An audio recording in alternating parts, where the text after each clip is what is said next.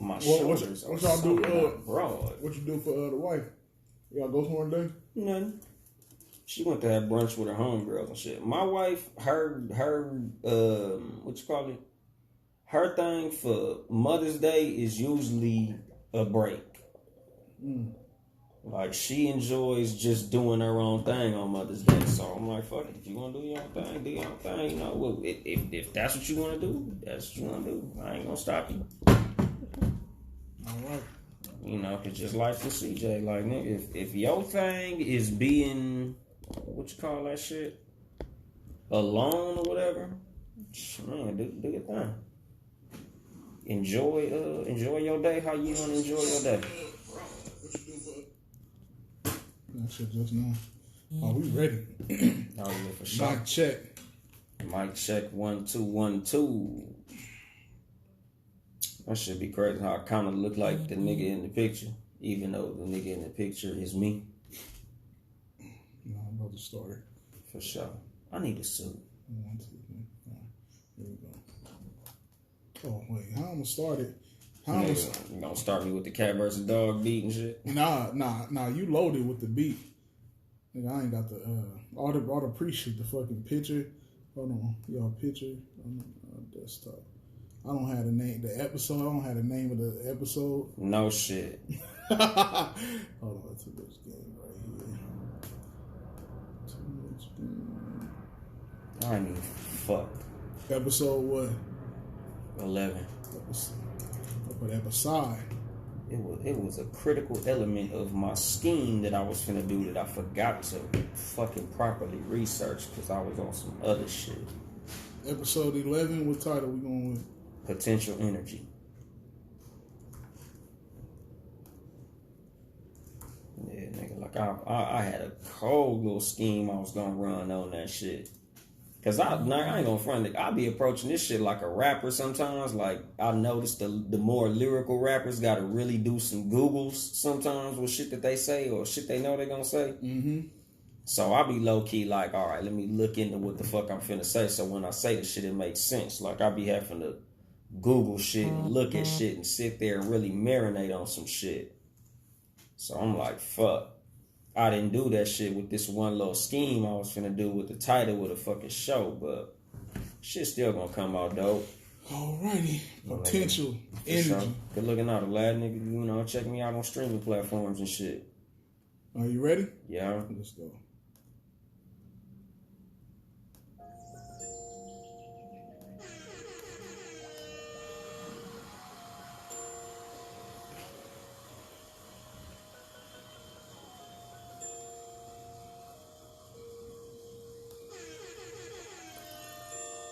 And then there was bass.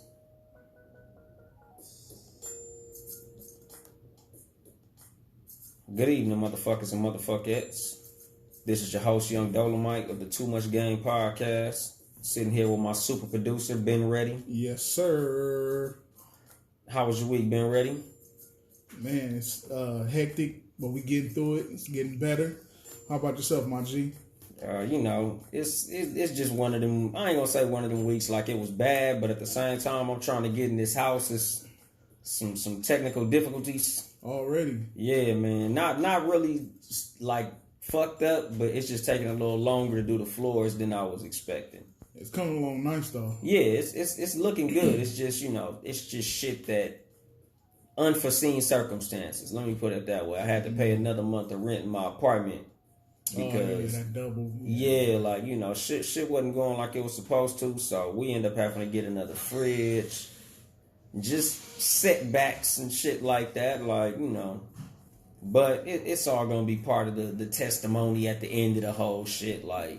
Yeah, man. When it's done, your castle done, you stick that TMC flag up front. Exactly. It's a wrap, nigga. Exactly. So, you know, it's all gonna be straight. It's just when you going through this shit, it's like, fuck. Mental wear down. Exactly. Like, man, nigga, I really wish I could be sleeping in the bed in my house instead of the bed in my apartment. But it'll get there. Hey, look, you could have been a dumb nigga and chucked the apartment off and it's like, we're there, and you have to live in that motherfucker. Or we be a motherfucking in-laws crib. You don't want that. No, hell no. I'll probably just be like, fucking nigga, you gonna have to work around us before I do some shit like that. I ain't gonna be able to do it. And before I get off into my shit, happy Mother's Day to all the mothers here and not here. You know, a lot of us are blessed to have our mothers still around, still hanging out, still, we can still tell them we love them and hug them and kiss them and see them and all that good shit. There's a lot of us who not lucky enough to have that privilege. So a lot of us should appreciate the fact that we still have our mothers around, because some of us don't. So, my cousin, my favorite cousin, like my cousin who I looked up to growing up, my cousin Max, he lost his mom recently, like a couple months ago. So, I called my mom. My grandmother passed not too long ago. And that was a long conversation. Not long in length, but long in difficult, because my mom was crying like a motherfucker when I got on the phone. Because, for a lot of people, this a tough time of year. So, in observance of them, happy Mother's Day to everybody. Yes, yes. We wouldn't be here without our mama. Man, technically. Man, for real. And this episode is entitled Potential Energy. Potential energy is the energy possessed by a body of virtue, by its position relative to others, stresses within itself, electrical charge, and other factors. Basically, like when you throw a ball down at the ground, potential energy is the energy that it has when it hits the ground. So whether or not that energy would be to spread it and it break, or that motherfucker spring up, that's potential energy. And that's pretty much what I'm going to be discussing in this episode. Like, just how you react to fucked up shit. Like, my house not being ready, or like how we had to miss a week. We had to miss a Townhouse Media Sunday due to technical difficulties. It's all basically a part of the puzzle. It's a part of what's going to be when we telling the story of Townhouse Media after we done blown up and we the number one podcast company on the planet. These was the lumps we had to take on our journey. Hello. Like, man, boy, I remember when we was at B Crib doing this, and we had this type of equipment, and we was starting out doing like this. It's parts of the story that's going to be told that we weren't here for. Just B. Like, B started out with a whole different fucking set of equipment before a lot of us even popped up in this motherfucker. A lot of the groundwork laid for Townhouse Media to be here was a foundation laid before any of us even was talking into these microphones. When it was only Seriously Not Another Podcast.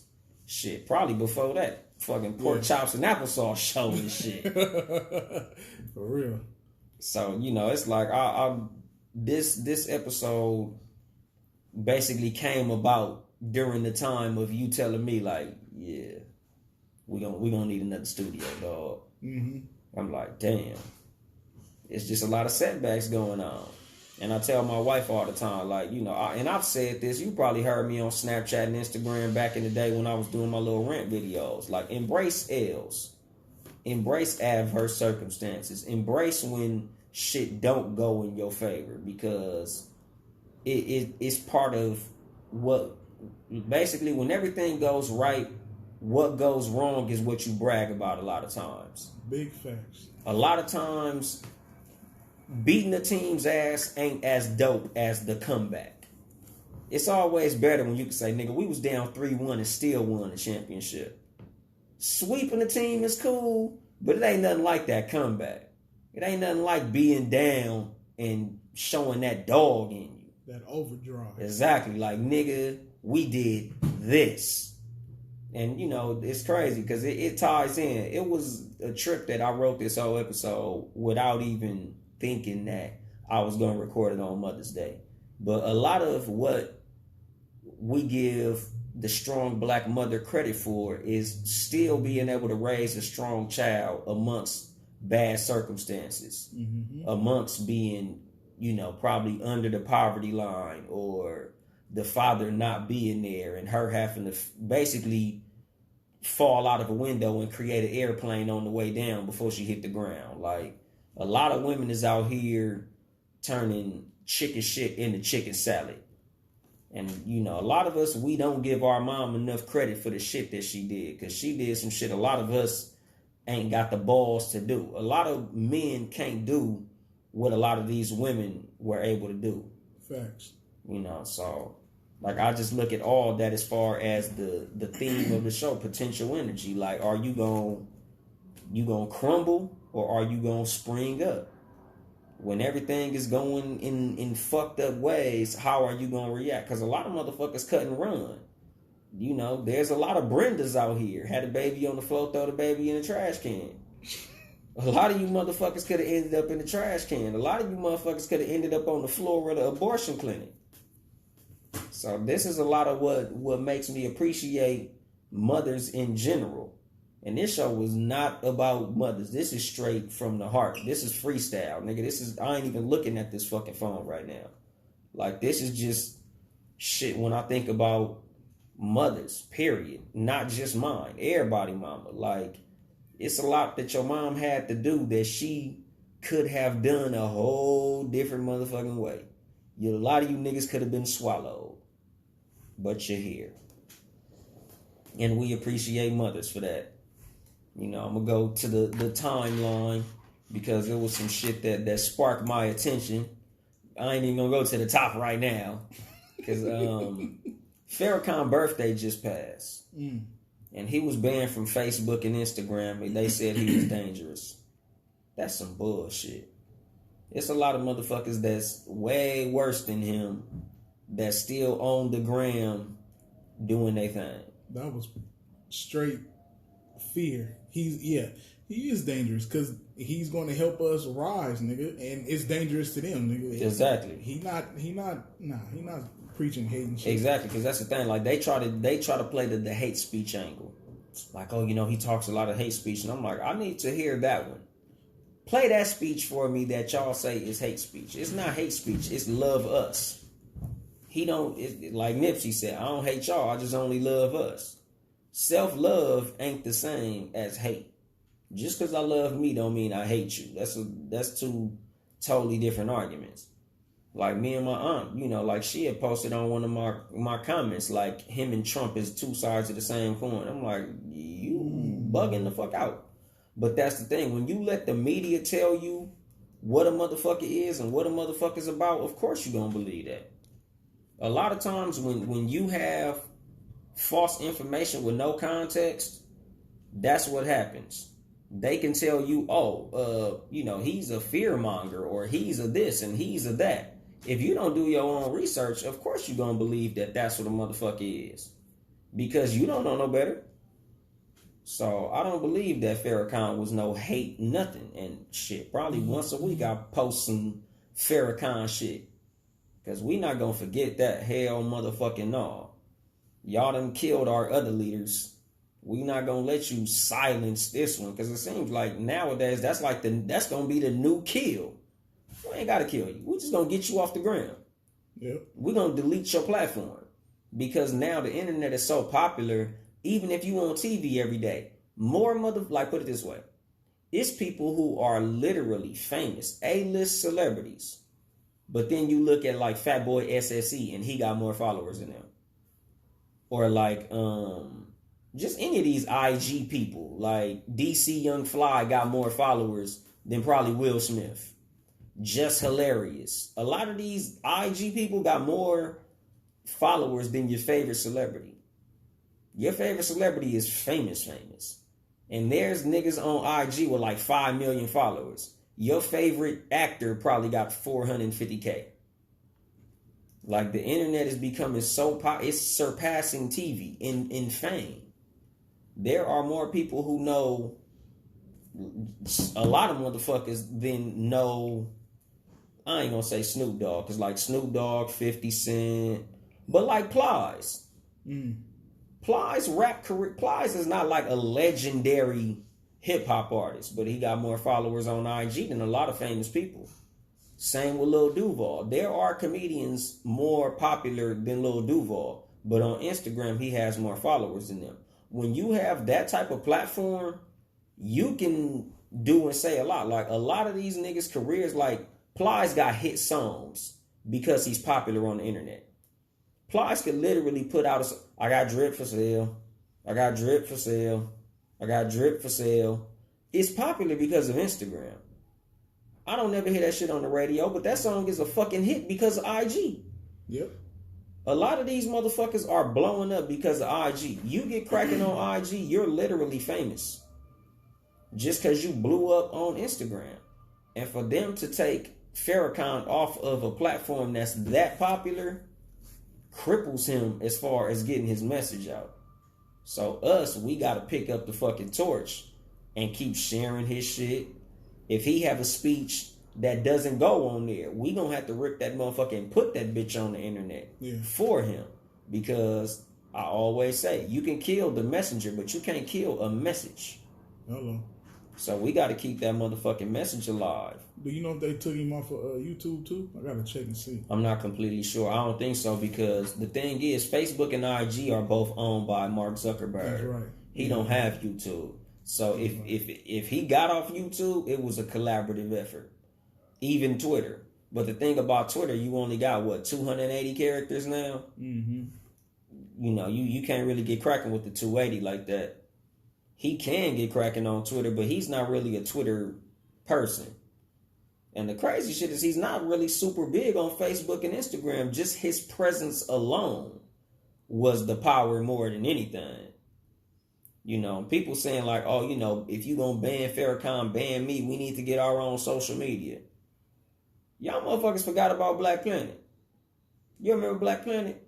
Mm-hmm. Black Planet is still cracking. Well, I ain't even gonna say cracking. But it's still here. Yes. Wow. Nigga, I opened up a new Black Planet profile just in case niggas wake up. And if that should happen. That's what I'm saying. I've been saying it on Twitter and Instagram. Niggas are saying we need to get our own social media. Nigga, we got the original social media. Man. Black Planet was the first social media to have 1 million users. That's real life shit. Let niggas leave Twitter.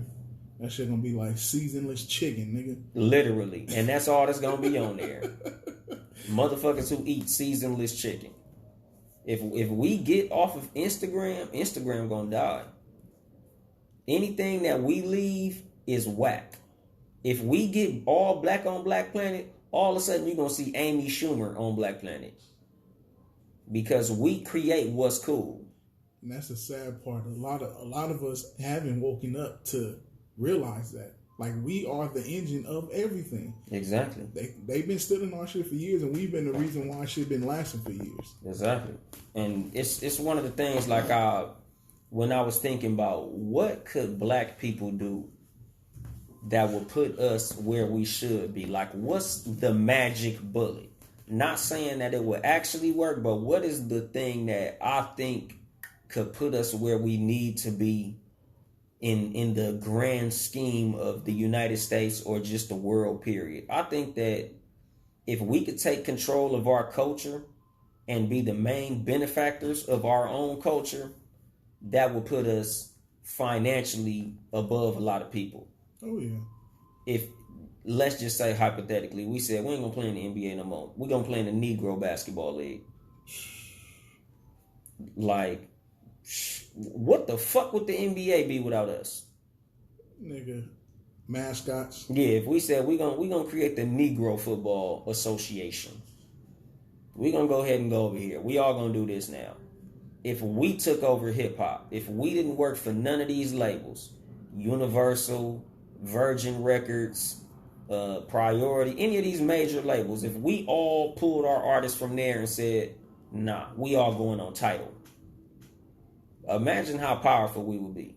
Because a lot of their money comes from either our labor or our Hollywood.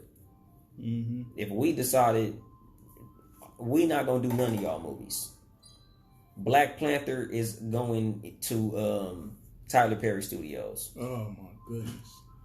That's bread. But that's what I'm saying. Because like right now, they still got a little smash on Hollywood.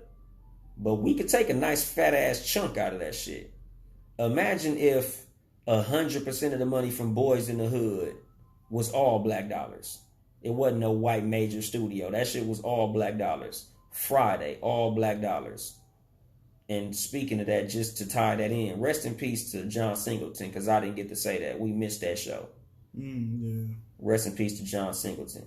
John Singleton is the reason why niggas is out of state was banging, nigga.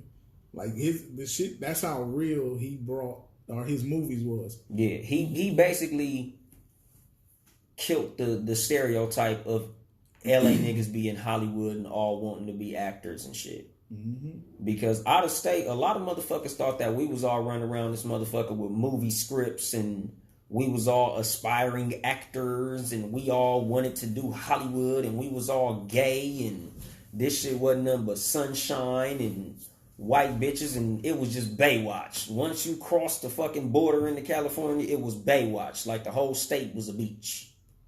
He was like, no, it's real niggas out here. You will get your head taken off. You know, For real. And it's like it's not a good thing to glorify, but at the same time, he just opened up the forum to let motherfuckers know that it's a lot going on out here. You know, we not just saying, oh, just negative shit because he turned around and made Poetic Justice. Mm-hmm. To let you know it's not 100% gangbanging out here. That happens. That's a reality of living in Los Angeles. Niggas get killed. But at the same time, we have love stories. We have it's a broad spectrum of what's going on in the lifestyle in, Southern California. But, we need to get a hold of all of anything that we do culturally. We need to find a way to monetize that shit to our own advantage. Like Nympho was saying, we need to stop, basically being white slaves in sports. They call the motherfucker who owns the team the owner. Like, I see the same parallel. I've been saying that shit, especially college. Them motherfuckers ain't even getting paid. They generating billions with a B and ain't getting a dollar. These motherfuckers, matter of fact, some of them is getting they scholarship taken away for accepting some bullshit. Nigga bought you a pair of shoes and now your whole damn scholarship on the line. Remember in my episode Leverage, I think that was like episode 4 when I was talking about Zion Williamson. Mm-hmm. Like, fuck your college, bitch, I'm Zion. I don't need your look no more. I don't need Duke. I could sit my ass at home and get drafted off my YouTube clips. If us as black people really sat down as a collective, and not even sat down as a collective, but we just had like a coalition of motherfuckers who knew better. Like, let's just say like we had Michael Eric Dyson and 4 or 5 other motherfuckers just sit down at a round table and be like, this is what we need to do. This is the mission. Even though if them 4 motherfuckers sat down, they would blow that bitch up. Them motherfuckers would be there, guns blazing. But just hypothetically, if we just had a meeting of the minds and we got on the same page and did that shit, they'll find a way to throw a monkey with you because you remember Suge, Jay Prince, and it was the 4th one. Russell Simmons, I think, or Diddy. When they tried, because it was like it was all like 4 motherfuckers from separate coasts. Yeah. So it was like, I think it was like Russell Simmons, Jay Prince from the South, Suge. And I think it was like one more. I think it was like 4. It was one more, and they tried to do to start their own distribution. Might have been Dame Dash. Dame Dash. I think it was Dame Dash. Dame Dash. They was doing their own distribution. All of a sudden, niggas start getting locked up, and federal cases start coming down. You know what I'm saying? And shit, look how Dame Dash ended up. You know what I'm saying? Exactly. So they don't want us to have that power because they understand what we are. They know exactly. what we are. And that's the thing. Like, they know our power better than we do. Exactly. Like, they know. Like, the reason white people are so scared of black people and they think that black people are so violent is because they know that if they was in our shoes, they would be violent. They know that if we was treating them how they treated us, they'd have been burnt this bitch down. That's the reason they so afraid of us, because they look at us like, shit, if we was doing that shit to y'all, we'd have told this bitch up.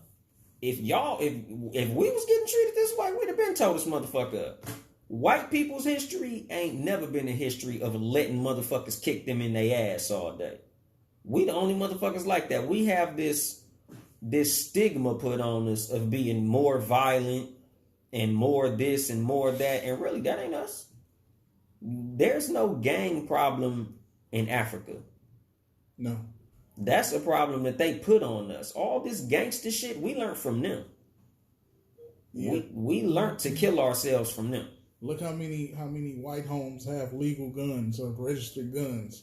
Exactly. More, I'm pretty sure it's more than blacks. We'll have guns, but registered. Exactly. You know what I'm saying? I was having this conversation in my apartments one day, because I'm like, look, we in a low income apartment at the time that I was having this conversation. I'm like, this is the ghetto. This is the hood. This is the place that white people are afraid of, right? This is a place that white people are so, I would never go there. Oh, if I see a guy over there, I'm scared. But the average white gun owner owns more guns than are probably in this whole complex. Big facts. Any real nigga that's really from a gang knows out of 75 gang members, maybe 5 have a gun all the time. A lot of them have access to a gun, but a lot of gangs, it'd be like 15, 16 guns for 75 niggas. Whenever you want to go put in some work or do a mission, you got to go get the gun to do it. You ain't even got the gun in your possession. A lot of motherfuckers is like that. So for these motherfuckers to look at us like, he might have a gun, he might have a gun. No. You motherfuckers might have a gun. Mm-hmm. When any nigga who works with white people, ask him, do you have a gun? I guarantee you he gonna be like, I got a Desert Eagle, I got a 357 Magnum, I have a 223 assault rifle, I have a AR-15 that I'm putting together right now, I got a 30-06 with a fucking $1,000 scope. That nigga, white people have gun collections. These niggas ain't never been robbed before. These niggas ain't never been the victim of no type of crime. But they literally have thousands of dollars worth of guns. It's niggas I know that been shot and ain't got a gun. Don't want a gun. Don't like guns. Don't want to touch a gun. Got a bullet in their ass right now and don't fuck with guns. Because black people have a negative stigma with guns. If you see a picture of a white person with a gun, he's a Second Amendment patriot. Nigga with a gun, thug. Even if that nigga got a whole ass 3-piece suit on. Mm-hmm. Why does he have a gun? It's a stigma with black people with guns. White people, the police, white motherfucker with a gun. I watched a video where this white motherfucker jumped out of a white pickup truck with an AK-47. The cop keeps saying, put down the gun. Put it down. That nigga shot the fucking cop. I'm hit. Instead of shooting this motherfucker, he's calling it in. Oh, officer hit. Shoot that motherfucker. And we get shot of shit that they thought was guns. And nigga, I don't cough in front of the police. Like, when I get pulled over the police, nigga, here go what I do. I have my license, registration in the sun visor on a clip so where they can see it. Once them motherfucking lights go on in my mirror, nigga, I pull my license out and I put it in the clip. So my license, registration, and proof of insurance are all in that clip on the sun visor. When them motherfuckers ask me, do you know why I pulled you over? No. License, registration, and insurance. I point to it. Can you grab that for me? I'm not reaching. I put my hands on the fucking steering wheel. I'm keeping my hands where you can see them. A lot of times, once I stop the car, I roll down all 4 windows and I turn the interior lights on. Why'd you turn the lights on? So you see I ain't got nothing to hide, officer. I'm keeping my hands where you can see them. I'm not giving you no motherfucking reason to blow my damn brains out. Nigga, you shoot me, it's gonna be some shit. So I'm gonna make sure I give these motherfuckers every reason to blow this bitch up. If I'm not giving you no reason to say I was aggressive, Because like I tell niggas all the time, quit getting emotional when the police pull you over. You need to treat that motherfucker like he's a nigga with a gun. Don't yell at a motherfucker with a gun. If that motherfucker got the gun on you, freeze, chill out. Officer, I'm calm. I'm not gonna do shit. My hands are right here. I'm chilling. All that, what the fuck you pulling me over for, officer? I ain't even doing shit. Nigga, whenever I get pulled over, nigga, I'm cool as a cucumber. I'm not giving you no fucking reason to shoot me.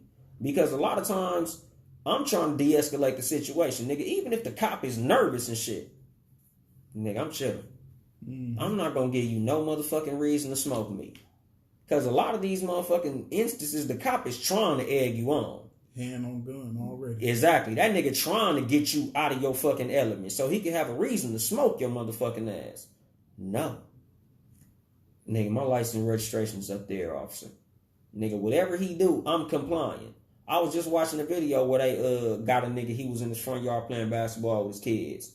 And, you know, the officer trying to cuff him. He like, I'm in front of my house. I'm in front of my house. Cuff me, nigga. Take me to the station. All I need is your badge number. Because I'm calm. Let me just get your badge number, officer. Because I'm gonna sue. I'm gonna speak to a lawyer about this shit. Nigga, you come on my fucking property and you try to handcuff me in front of my crib. Oh, okay. Cool. I'm gonna sit in the car, and like I said, I'm always calm when the police fucking with me. All right. Let's go on down to the station. Go ahead, fingerprint me and all this good shit. All I need is your badge number and your name.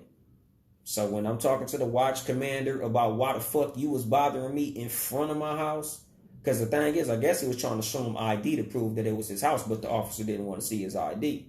And like I keep telling niggas, all right, as long as I'm alive, I got action. So when I'm suing your motherfucking ass, I'm alive to sue you. But if I'm dead, I'm no good. Again, potential energy. It can go one of two ways. Which way is it gonna go? Are you gonna be cool and live, or are you gonna be wild and die? Nigga, martyrdom ain't exactly helping. You know, rest in peace to Trayvon Martin. It didn't help. Rest in peace to Mike Brown. It didn't help. Rest in peace to Eric Garner. It didn't help. Me, I choose to be calm. Shit, my way might not work, but that's the way that I suggest.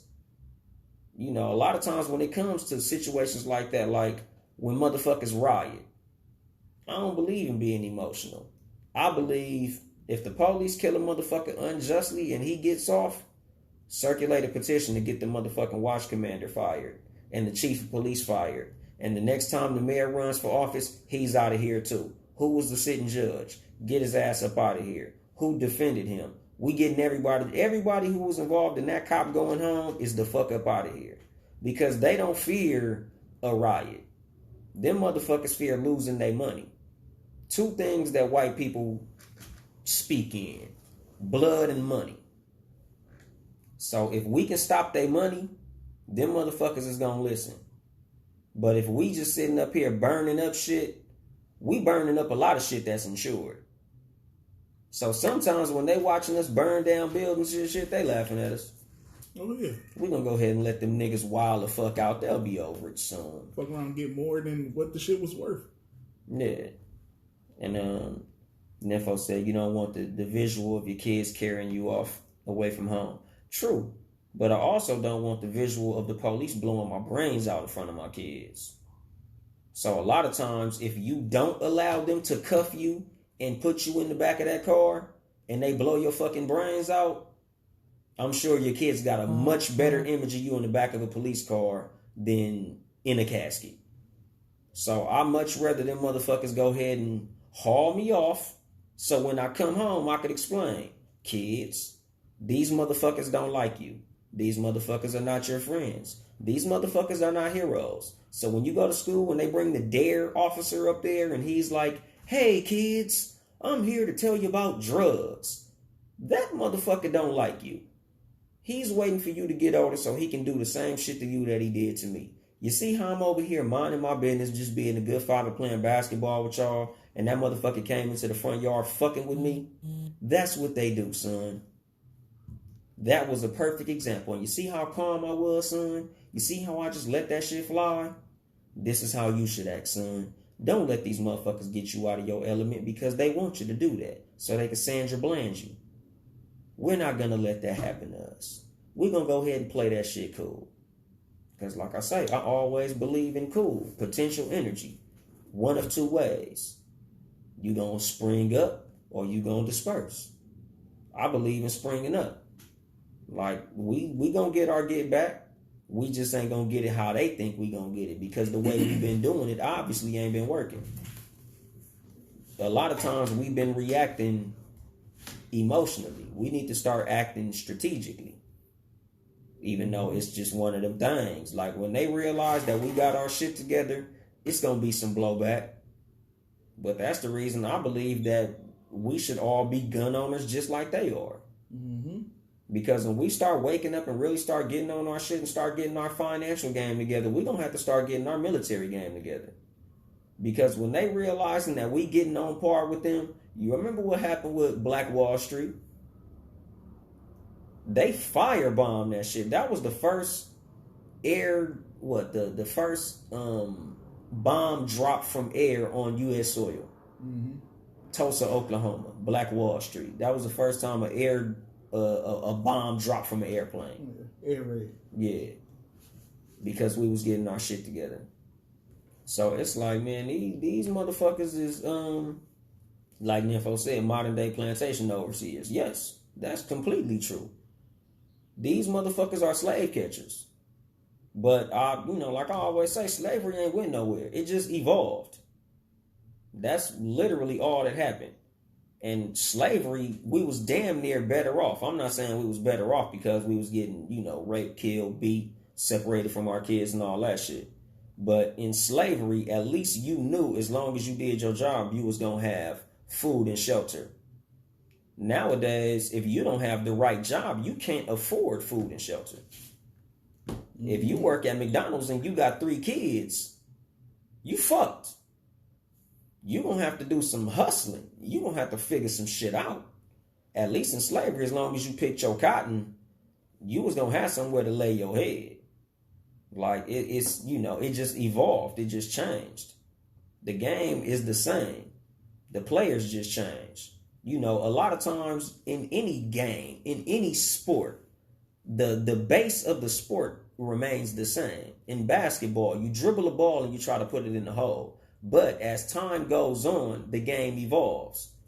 We went from that backboard that was a solid piece to now we got the thing that goes up and down. We went from a solid backboard to the glass backboard. We went from the solid rim to the rim that bends. Every time something happened, the game evolves.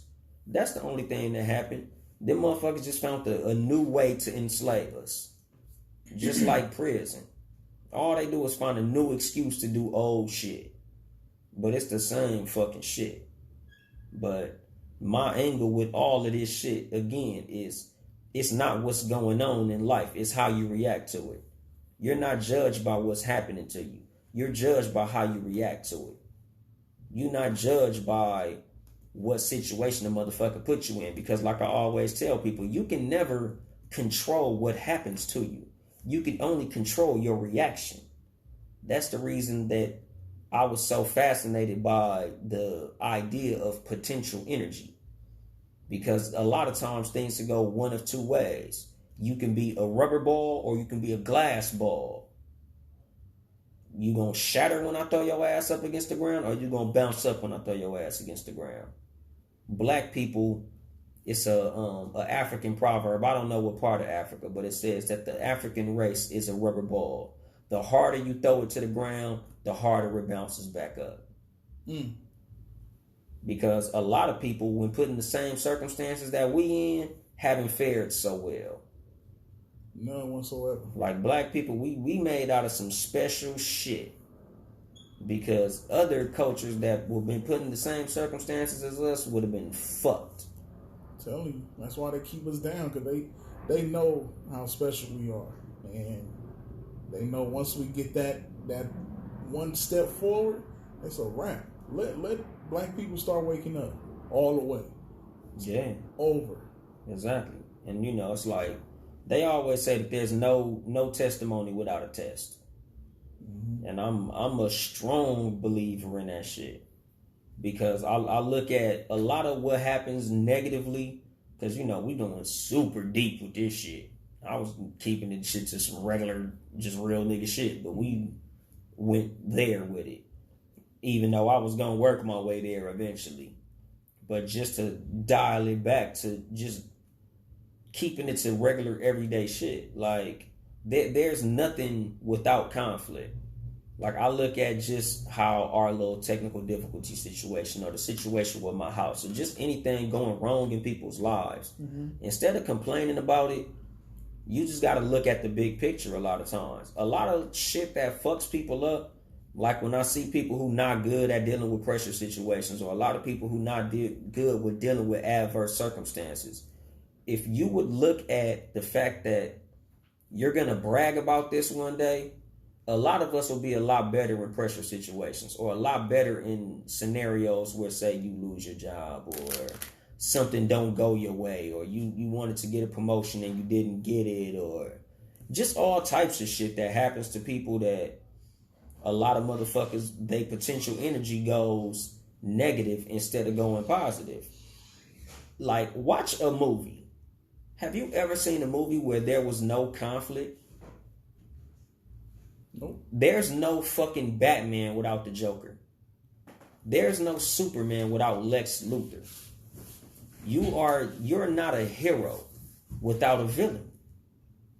What is good with no evil? Like if there was nobody fucking up, what the fuck would we need Jesus for? Yeah, nothing. Exactly. So it's like a lot of times when shit goes wrong in your life, you gotta look at that shit like, I'm gonna brag about this shit one day. Like, think about it, my nigga. Started from the bottom, now we here. Nobody give a fuck. What rapper could say, man, I ain't never been through shit, nigga, I'm just rapping. Who gives a fuck? If you ain't got no bumps and bruises on you, don't nobody give a fuck about you. Yeah, you most definitely considered clean.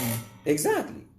Nigga, you can't say coming from the suburbs, rapping from the top. So, bitch, nobody want to hear that shit. You end up being about a rapper that raps about biracial logic. Who's he popular with? Man, his other side. Exactly. If he's black, because I don't know. But anyway. Jury out. You know, he could be Rachel Dolezal. He could be transracial. Yeah, I don't see black with him, but and I don't even see him going on black platforms. I don't ever see him on the Breakfast Club or like shit like that. But I've heard about him on white radio stations. No shit, huh? Yeah, like, but again, that it's the potential energy. A lot of people respect scars more than they respect the, like, put it this way. Everybody loved the underdog. Facts. People was rooting for Houston to win. Not because they're from Houston or they enjoy Houston or they like James Harden. They just tired of seeing the fucking Warriors win. But remember, before the Warriors won that first championship, everybody was a fucking Warrior fan.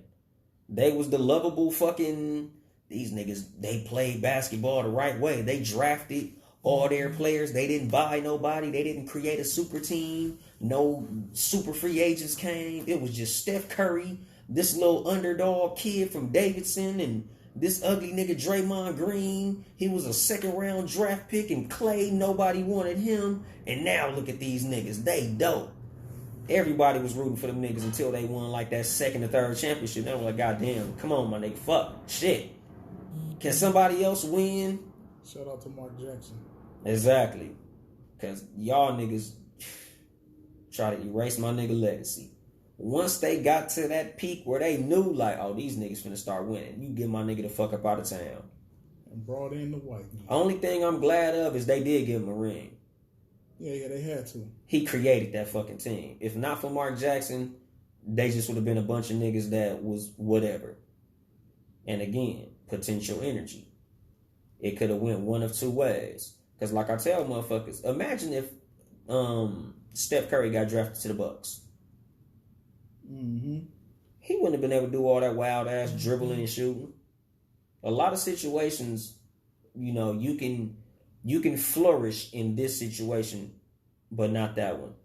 Imagine if Kawhi Leonard got drafted to Charlotte. Do you think he'd have been Kawhi Leonard without Popovich's help? Nope. Like, it's a lot of situations that could go a certain way based on certain factors.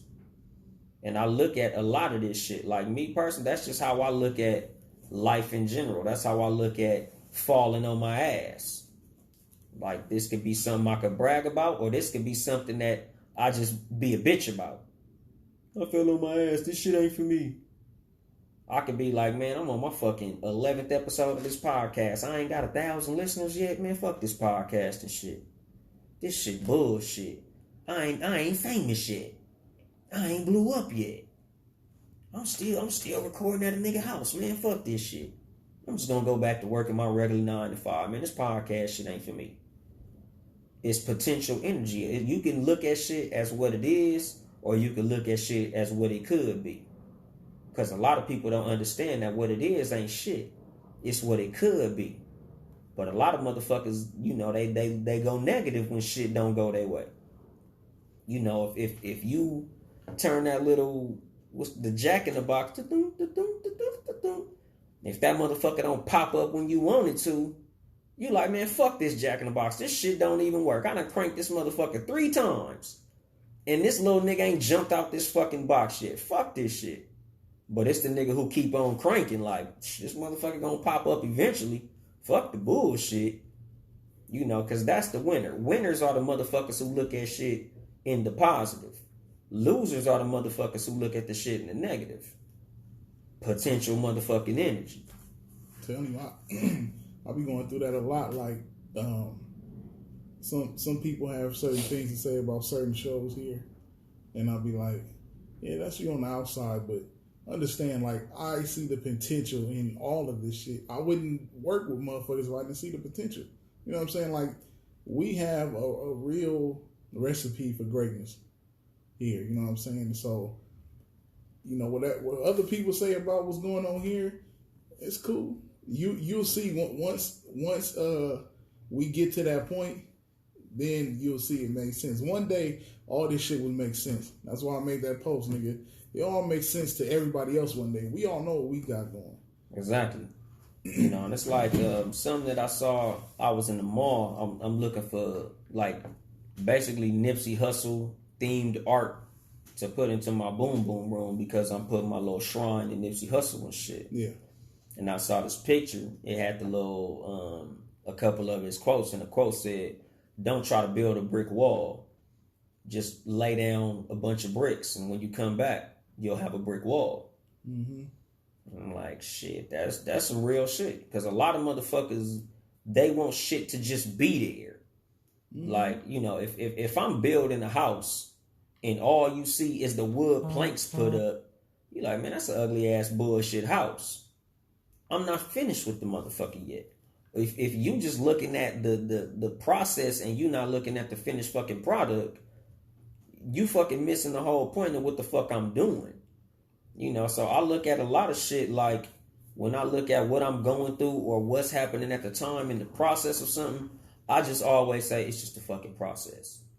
To me, failure is part of the process. I'm an entrepreneur. I've had 4 certified failed businesses. Kaput, fucked up, gone. I've had a barbershop. I've been a graphic designer. I've done all types of shit, and it's flopped. Like, wow, that sucked. But that's not going to stop me from being an entrepreneur. That's not going to make me say, you know what, this business shit ain't for me. Fuck this shit. Hell no, nigga. I'm going to keep on motherfucking, something going to stick. But see, you learned from the past situations you was in. Exactly. When I had the studio in Mill Ticket Entertainment, I learned how that shit went south. And I won't let that shit happen this go around. You know what I'm saying? Like, over there, I was trying to be everything. The owner, the engineer, producer, artist, promotion, this and that and that. Like then when you spread so thin, you can't do too much. I know here that I can't do all of that and still be a good podcaster. You know what I'm saying? So I have, got a meeting with somebody to come in on the business side to help out with that. So if you don't learn from your past experiences, you fucking up. Exactly.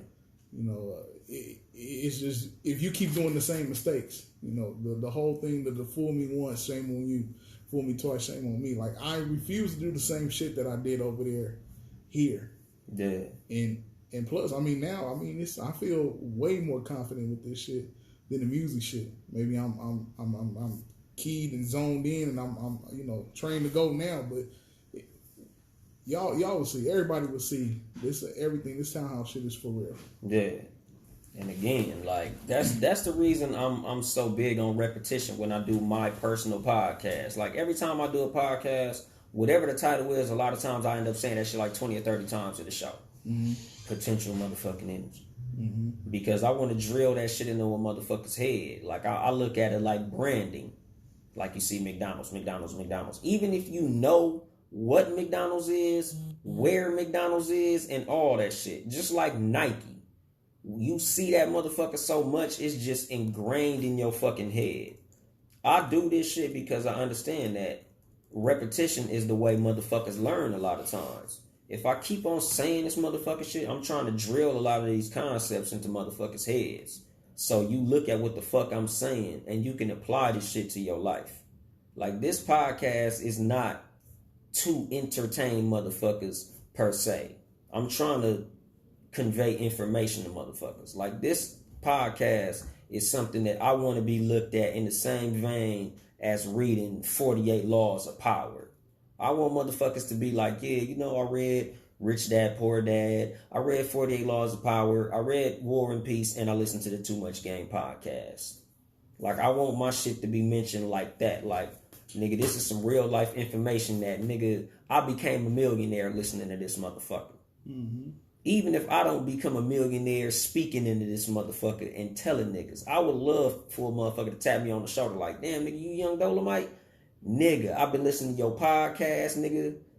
This is the impact that it had on my life. This shit helped me do this, and that. And I've gotten DMs from motherfuckers saying like, man, I heard that Leverage episode and da-da-da-da-da-da. I heard that this episode and blah, blah, blah. That shit is dope as a motherfucker to me, because that's the whole aim of the shit. Because I feel like, man, I entertain you on the other podcasts. I entertain you all types of places. Motherfuckers who know me personally, I crack jokes all motherfucking day. I enjoy making people laugh. I enjoy entertaining motherfuckers. I enjoy putting smiles on niggas' faces. But what I also enjoy is knowing that after knowing me or after having a conversation with me, you left better than you were after, before we spoke. Right. Like, I want to have that type of impact on people. That's the reason I'm such a big fan of Nipsey Hussle. He said, the highest human act is to inspire. Like, I want to be the motherfucker that people like, man, nigga, I fuck with this nigga, man. That shit really put me in a better position. And I hear it a lot from niggas who I know personally. Sometimes a real nigga will give you that type of compliment, like, nigga, I'm glad you did A, B, C, D, nigga, because now I'm EFG over here, and without that little lookout you gave me, nigga, I'll still be fucked up somewhere. Like, that's the reason I do this shit. Like, I want to help motherfuckers, but back to the topic, potential motherfucking energy. I should be putting motherfucker in the title of these motherfuckers sometime, but I'll be like, man, I need this shit to be Googleable. Every now and then, I might want a motherfucker under 19 to be able to listen to this podcast, and their parents not like, what are you listening to? They're like, oh, mom, he's teaching me something. She like, not with all that damn language.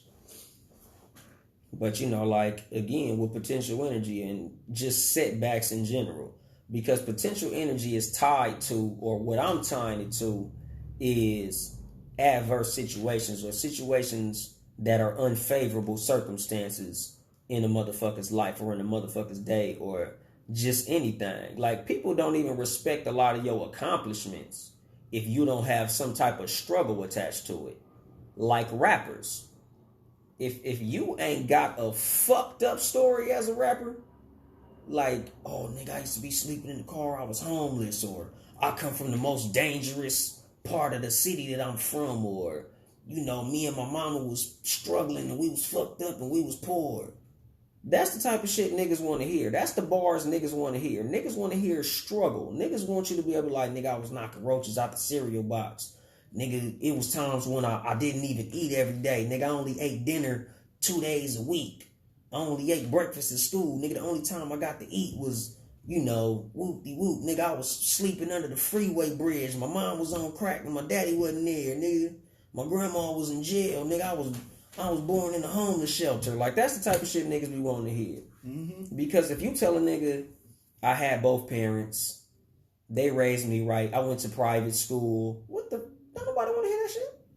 Like when, not us. Exactly. Like when Kylie Jenner won the, or not won, but when she became, quote unquote, the first self-made billionaire. They cut her ass up on Twitter. Like, the fuck you mean self-made? Bitch, you started off rich. Yeah, that what her shit was off of her fucking sister. That sex tape put them at the top. Exactly, but see what I'm saying? That's what you equate to her success, right? Yep. And the reason that this episode is entitled Potential Energy is because this is my devil's advocate argument to that. Think about all the other motherfuckers from her neighborhood who had the same type of money. They not billionaires. True. She flipped that little couple of $1 million into $1 billion empire. Just like a lot of people say with Trump. He started out with a little $1 million and he became a multi-billionaire and the president. But think about all the other motherfuckers that had the exact same deck of cards that he had. Didn't turn it into nothing. A lot of motherfuckers win the lottery. They win $75 million. And what do they do with all those millions of dollars? Look. Not a fucking thing. So it's all about what you do with the cards that you dealt. Some motherfuckers get a better hand than others to start with. But it's about how you play the hand that matters. Fuck the hand. It's how you play the motherfucker. Cause nigga, if me and you playing dominoes, I'm a fucking beast. You terrible. You get a hand full of fives. I'll still fuck you up if I'm better than you because I know how to play my hand. Mm-hmm. So it ain't about what you got. It ain't about what happens to you. It's about how you react. Potential fucking energy. It's the energy is there. What are you gonna do with this shit?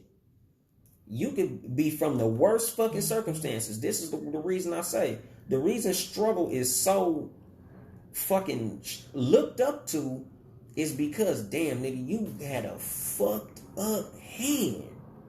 And you still won. Think about it. LeBron James, when they beat the Warriors, what's the number one thing you always hear about them niggas beating the Warriors? What's that? They overcame a 3-1 lead. Well, yeah, that was the main part. Exactly. Because they wasn't supposed to win at all. Exactly. And what else? What did the Warriors do that season? That 73-9. Yeah. The best team. They literally beat probably one of the best teams ever assembled. Right. Well, that's the best NBA record. Exactly. So that would put them up there with the best team put together over the Bulls that went 72-10. Exactly. But imagine if they beat the Pelicans. Will we even be talking about that shit? Hell no, because we knew that was supposed to happen. Exactly. And that's what I'm saying. It's potential energy.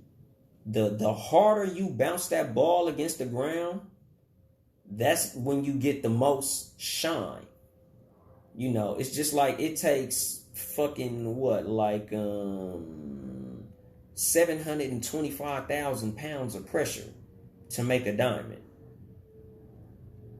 That's the reason we are so attracted to diamonds. Other than them motherfuckers being pretty shiny and clear, because think about it, my nigga. So was a cubic zirconia. Mm-hmm. But we don't look at it like it's a motherfucking diamond, because a diamond is real. A diamond went through that motherfucking pressure. Cubic zirconia looks the exact fucking same. But we respect that real shit because of that pressure that motherfucker went through.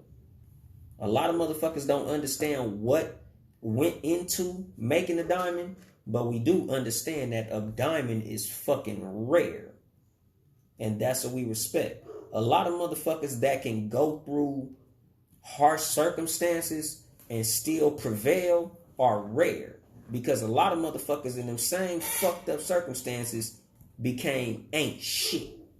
Oh, yeah. A lot of rappers. What the fuck rappers talk about all day? These buster ass niggas. Fuck these niggas. Fuck these niggas. Fuck these niggas. These niggas. These niggas. All these niggas is from your neighborhood. All these niggas are the niggas who, same circumstances you, ain't fucking shit. So that's why you like fuck these niggas. Because these niggas had the same 24-hour day I had. And they became ain't shit sorry ass niggas.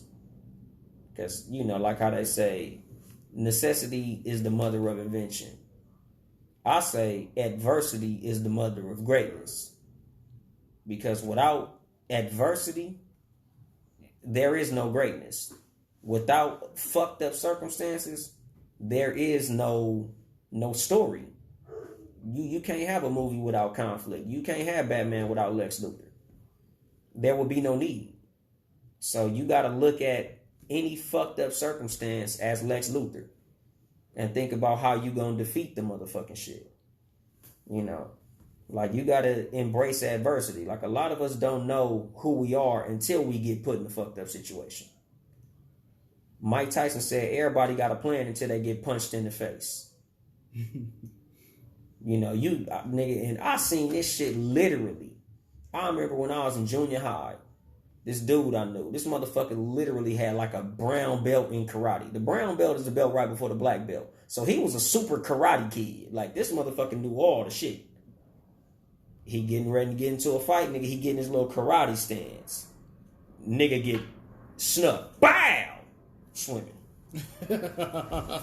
Swimming in windmill. Nigga, no more karate moves. Nigga, that nigga went from Bruce Lee to Old Dirty Bastard. Once that motherfucking punch connected to that jaw, instinct kicked in. You know, you don't know who you are while you breaking them boards.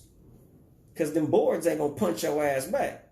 So when you doing all them karate moves and everything is happening and it's in a controlled environment that you know what everything is happening, it's easy to say what you'll do. Like, you know, it's 1,000 niggas. Man, nigga, if it was me, I'd have did this, I'd have did that. You wouldn't have did shit. If I ain't seen you do it, you don't know. If you ain't seen you do it, if you ain't never been put in a circumstance, shut the fuck up. Because you don't know what the fuck you'll do. Nobody knows what they gonna do until they test it. And a lot of times you need that pressure to know whether or not you can take it. The reason jobs test you before they hire you is because they need to know that you can do the job. They put you on probation to say, okay, he can lift 75 pounds. You know, they give you that little written test where they say, what would you do if you're standing here and your best friend at the job steals $50? They try to paint pictures to see what you would do in adverse situations. They don't say, what would you do on a Friday if everything's going right? You ever seen that question on the test? Hell no. What do you do when everybody's paying for everything and the air conditioner works perfect and everybody's smiling at you? What do you do? There's no need for that. They're going to ask you, okay, what are you going to do if the boss comes in here and you see him steal $750,000 out of the safe and he tells you that if you say anything, you're going to get fired? What do? They try to paint a scenario of pressure to see what your potential energy about. What are you going to do? Are you going to do some bullshit? Or are you going to do the right thing? So that's the reason that this episode is entitled Potential Energy, because everything in life is about potential energy. It's not about what happens to you. It's about how you react to it. Potential. What are you going to do? Are you going to be reactive, proactive? Or are you going to be emotional? Or are you going to be logical? I choose logic. You know, what are you going to do? Motherfuckers brag about scars and living in bad neighborhoods. because survival was a badge of honor. Like, they look at going through fucked up shit and coming out of that as something worth bragging about. A lot of motherfuckers ain't even from a fucked up neighborhood. They just lie and say they went through some shit because they know that it's an honorable trait to have gone through something. It's the beautiful struggle. We all understand it. A lot of us might not have it on the front of our mind, but subconsciously we all understand this concept. You know, so a lot of motherfuckers try to use that to pump up the potential energy that they have. I went through this and I did this and I do this, to show you that when they get put in a fucked up circumstance, they can react positively.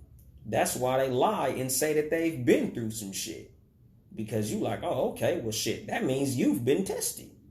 A lot of times you don't even judge the friends you have unless y'all been through some shit.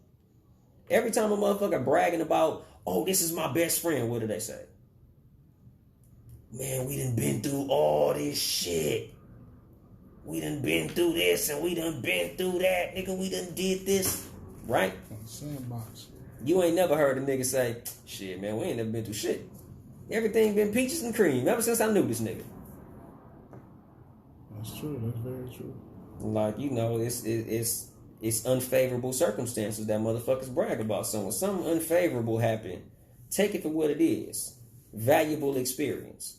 You gonna brag more about your scars than when nothing went wrong. Niggas always brag about fucked up Mondays before they brag about great Saturdays. A lot of your memories in life are tied to negative shit. You remember bumping your head more than you remember a Friday when nothing went wrong. Mm-hmm. A lot of times you got a scar and you remember where you got the scar from, but you forget when you got that Nintendo game. Because negativity is something that we just program to remember. And a lot of times you got to embrace that shit. When shit goes fucked up, I'm always like, it's just part of the process. We're going to go ahead and grow from this shit like we grew from the last fucked up shit. You know? So if it don't kill you, it exposed the real you. And I'm going to drop the mic on that shit. This is your host, Yung Dolemite of the Too Much Game podcast. Sitting here with the super producer, Yes. Ben Ready. Oh, my bad. Oh, shit. Man, we're going to be back at you motherfuckers next week. I ain't here to help you get bitches. I'm here to help you get better. Too much game.